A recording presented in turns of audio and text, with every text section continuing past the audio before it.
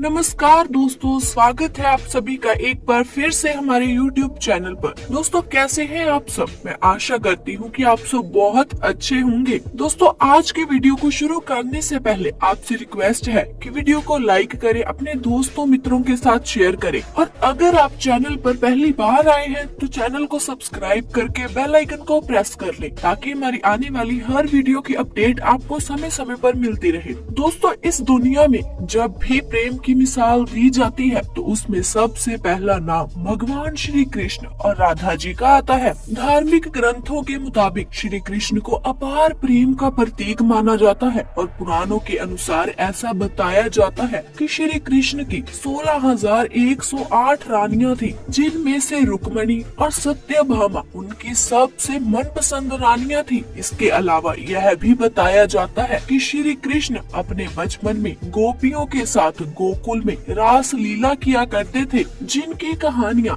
आज भी सबसे ज्यादा मशहूर है। लेकिन दोस्तों क्या आपको यह पता है कि सबको प्रेम सिखाने वाले श्री कृष्ण का नाम आज भी केवल और केवल राधा जी के साथ ही क्यों लिखा जाता है? आपने जब भी श्री कृष्ण के भक्तों को देखा होगा तो गौर किया होगा कि वह हमेशा ही राधे श्याम नाम का ही जाप करते हैं। इस दुनिया में जब भी श्री कृष्ण और राधा जी के प्रेम का कहीं जिक्र किया जाता है तो सभी के मन में अक्सर यह सवाल उठता है कि जब आखिर श्री कृष्ण और राधा जी के बीच इतना अधिक प्रेम था तो इन दोनों ने आपस में विवाह क्यों नहीं किया? तो दोस्तों अगर आप भी जानना चाहते हैं कि श्री कृष्ण और राधा जी का विवाह किन कारणों से नहीं हो पाया तो इस वीडियो को अंत तक जरूर देखें। हम उन सभी रहस्यों को बताएंगे जिस कारण कृष्ण और राधा सिर्फ प्रेम के धागों से ही बंध रह गए। दोस्तों पद्म पुराण के अनुसार ऐसा बताया जाता है कि राधा जी वृषभानु नाम के गवाले की बेटी थी और उनका जन्म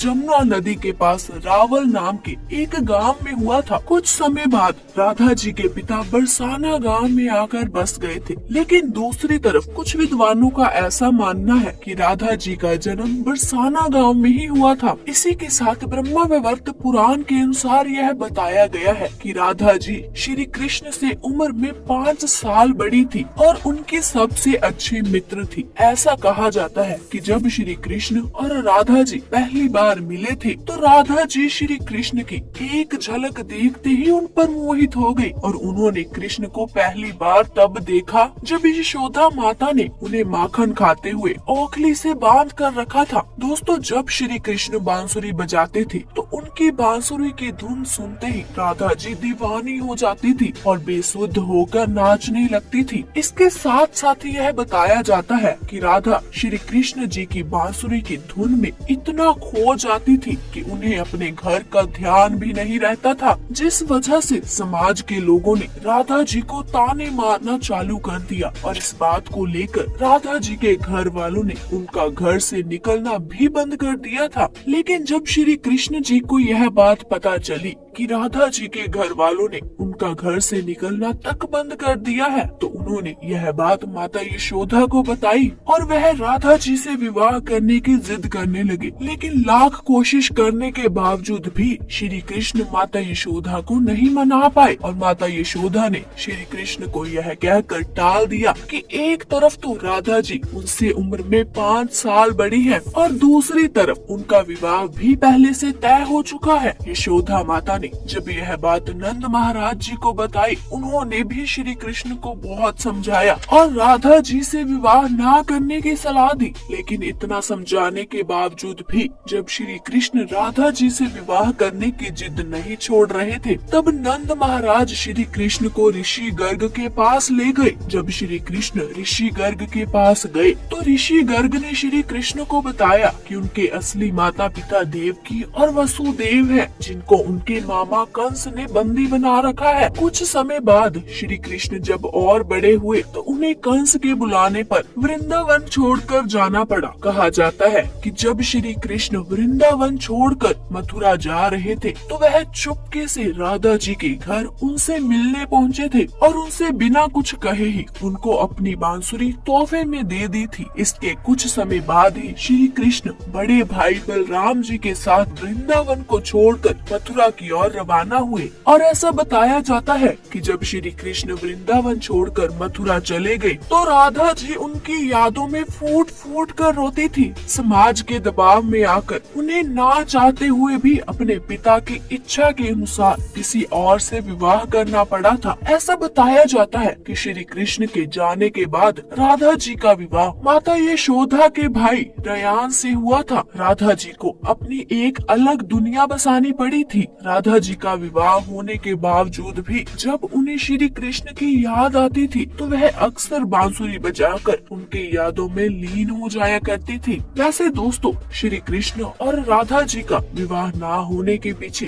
दो कथाएं और भी प्रचलित हैं, जिसमें पहली कथा के अनुसार यह बताया जाता है कि श्री शुक्राचार्य भगवान बृहस्पति से भी ज्यादा ज्ञानी थे, लेकिन इसके बावजूद भी देवराज इंद्र शुक्राचार्य के बजाय भगवान बृहस्पति को अपना गुरु बना लिया था। जब शुक्राचार्य ने यह सब अपनी आंखों से देखा तो उन्होंने इसे अपना अपमान समझकर असुरों को शिक्षा देना शुरू कर दिया और उनके गुरु बन गए। असुरों का गुरु बनते ही शुक्राचार्य ने देवराज इंद्र से अपने अपमान का बदला लेने की ठानी, लेकिन उनके सामने यह समस्या खड़ी थी कि देवताओं को अमरता का वरदान मिला हुआ था, लेकिन राक्षसों को ऐसा कोई वरदान प्राप्त नहीं था। इसी वजह से राक्षस कभी भी देवता से नहीं जीत पाते थे। इस समस्या को सुलझाने के लिए असुर गुरु शुक्राचार्य ने भगवान शिव की घोर तपस्या की और उन्हें प्रसन्न किया। इसी के साथ साथ शुक्राचार्य ने भगवान शिव को अपना गुरु मान लिया। भगवान शिव को अपना गुरु बनाते ही शुक्राचार्य ने उनसे मृत संजीवनी वरदान पाने की सोची। दोस्तों, आपको बता दें कि संजीवनी वरदान एक ऐसा वरदान है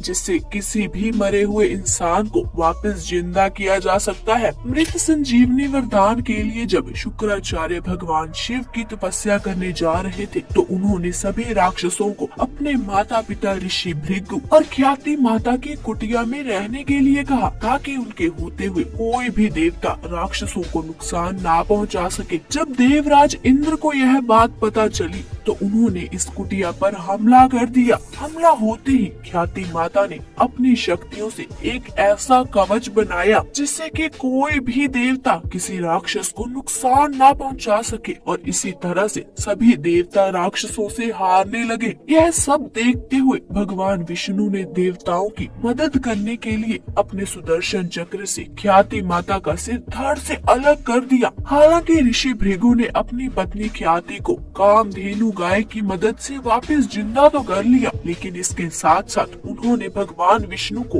यह श्राप दिया कि उन्हें इस धरती पर जन्म लेकर पत्नी वियोग सहना पड़ेगा। और दोस्तों, बताया जाता है कि ऋषि भृगु के द्वारा दिए गए इस श्राप की वजह से श्री कृष्ण जी का विवाह राधा जी से नहीं हो पाया था। ऐसा इसीलिए क्योंकि भगवान विष्णु ने ही श्री कृष्ण के अवतार में इस धरती पर जन्म लिया था। अब दोस्तों, श्री कृष्ण और राधा जी का विवाह ना हो पाने के पीछे एक और भी कथा काफी ज्यादा प्रचलित है, जिसके मुताबिक बताया जाता है कि एक बार देव ऋषि नारद को यह घमंड हो गया था कि खुद कामदेव भी उनकी तपस्या और ब्रह्मचर्य को नहीं तोड़ सकते। यह सब देखते हुए भगवान विष्णु ने सोचा कि क्यों न देव ऋषि नारद का यह घमंड तोड़ा जाए। जब देव ऋषि नारद एक बार रास्ते में कहीं जा रहे थे तो उन्हें एक बहुत ही सुंदर नगर दिखाई दिया, जहाँ माता लक्ष्मी के स्वयंवर का आयोजन किया जा रहा था। तब नारद मुनि उस नगर में गए और वह माता लक्ष्मी जी की एक झलक देखते ही उन पर मोहित हो गए।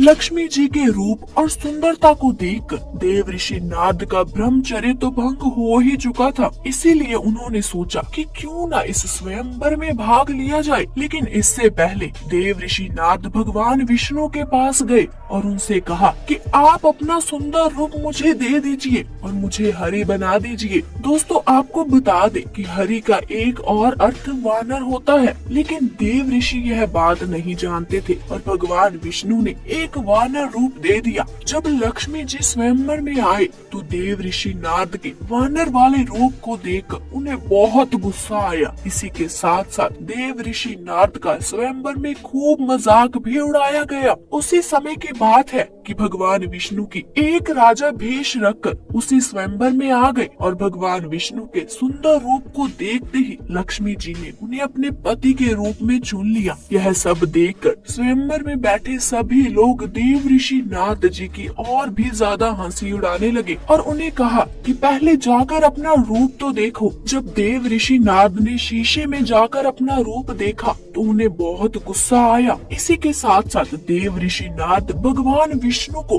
बुरा भला कहने लगे। उन्होंने श्राप दे दिया कि जिस तरह से मैं स्त्री वियोग में तड़प रहा हूँ उसी तरह तुम्हें भी अपने हर जन्म में स्त्री वियोग सहना पड़ेगा। कहा जाता है कि इसी कारण विष्णु जी को राम अवतार में सीता वियोग और कृष्ण रूप में राधा का वियोग सहना पड़ा। लेकिन इसके कुछ समय बाद नारद मुनि को अपनी गलतियों का एहसास हुआ और उन्होंने भगवान विष्णु से इस बात के लिए क्षमा मांगी, जिसके बाद भगवान विष्णु ने नारद मुनि को क्षमा करते हुए बताया कि यह सब तो उनकी माया थी। वैसे दोस्तों कमेंट करके बताइए कि आपको क्या लगता है इनमें से किस श्राप के कारण श्री कृष्ण और राधा जी का विवाह नहीं हो पाया। दोस्तों आज की इस वीडियो में बस इतना ही। आपको ये वीडियो कैसी लगी आप हमें कमेंट सेक्शन में आके अवश्य बताएं। साथ ही साथ चैनल को सब्सक्राइब करके बेल आइकन को अवश्य प्रेस कर ले ताकि हमारी आने वाली हर वीडियो की अपडेट और नोटिफिकेशन आपको समय समय पर मिलती रहे। दोस्तों मिलेंगे फिर एक नई वीडियो के साथ। वीडियो के साथ अंत तक बने रहने के लिए आपका बहुत बहुत शुक्रिया।